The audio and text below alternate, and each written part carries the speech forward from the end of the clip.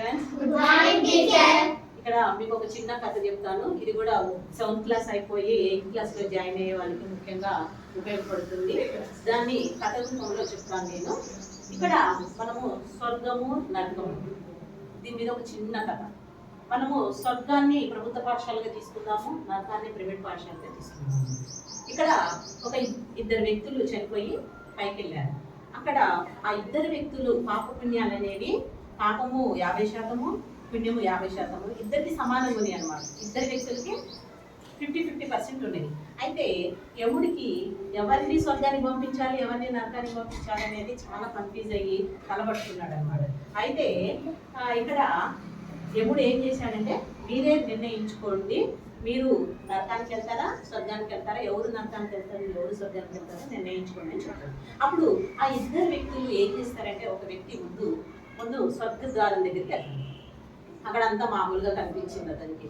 అయ్యో ఇదంతా మామూలుగానే ఉంది అని మళ్ళీ నరకద్వారం దగ్గరికి వెళ్తాడు. ఇక్కడ నరకద్వారము చాలా రంగులతోటి, ఆర్భాటాలతోటి, మంచి అట్రాక్షన్ తోటి ఉందన్నమాట. అయితే ఏదో బాగుంది అనుకొని ఫస్ట్ వ్యక్తి నరకద్వారానికి వెళ్తాడు. ఇక రెండవ వ్యక్తి, ఇక ఆయనకు ఒకటి మిగిలింది స్వర్గద్వారమే కాబట్టి, ఇక నాకు ఇదే మిగిలింది కాబట్టి నేను ఇందులోకి వెళ్తానని స్వర్గం ద్వారం దగ్గరికి వెళ్తాడు.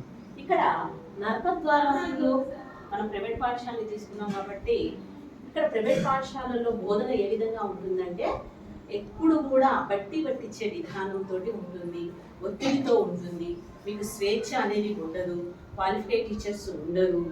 సో మరి అక్కడ చదువు అనేది ఏ విధంగా ఉంటుంది అనేది మీరే నిర్ణయించుకోవాలి. ఇక్కడ ప్రభుత్వ పాఠశాలని తీసుకున్నట్టయితే, స్వర్గద్వారాన్ని తీసుకున్నట్టయితే ప్రభుత్వ పాఠశాల మనకి క్వాలిఫైడ్ టీచర్స్ తోటి మంచి మంచి బీఈడి, టీటీసీ, డిఎస్సి రాసిన టీచర్స్ తోటి ఫిలప్ అవుతారు.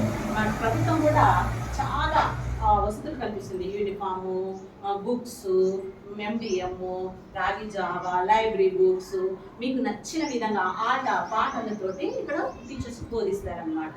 కాబట్టి నేనేం చెప్తున్నానంటే, మనము స్వర్గద్వారము నరకద్వారం అయితే ఏ విధంగా ఉన్నాయో మనము కూడా ఏ స్కూల్ ఎంచుకోవాలనేది మనం నిర్ణయించుకోవాలి. ఎందుకంటే మీకు భవిష్యత్తు కాబట్టి. ఇక్కడ 7th క్లాస్ అయిపోయి 8th క్లాస్లో జాయిన్ అయ్యే పిల్లలకి అందరూ కూడా ప్రభుత్వ పాఠశాలలో జాయిన్ అవ్వండి. మంచి క్వాలిఫైడ్ టీచర్స్ ఉన్నారు, మంచిగా వాళ్ళ యొక్క సామర్థ్యం తెలివితేటలని మంచిగా టీచర్స్ని యూటిలైజ్ చేసుకోండి. అందరూ కూడా ప్రభుత్వ పాఠశాలలో జాయిన్ అవ్వండి. మీ ఊర్లో అందరికీ చెప్పండి, ఎవరైతే ప్రైవేట్ పాఠశాలలో జాయిన్ అవుతున్నారో వాళ్ళందరికీ కూడా ప్రభుత్వ పాఠశాలలో ఉన్న వసతుల గురించి చెప్పండి, టీచర్స్ గురించి చెప్పండి, ప్రభుత్వ పాఠశాలలోనే జాయిన్ అవ్వమని చెప్పండి. ఓకేనా? Okay teacher. ఓకే.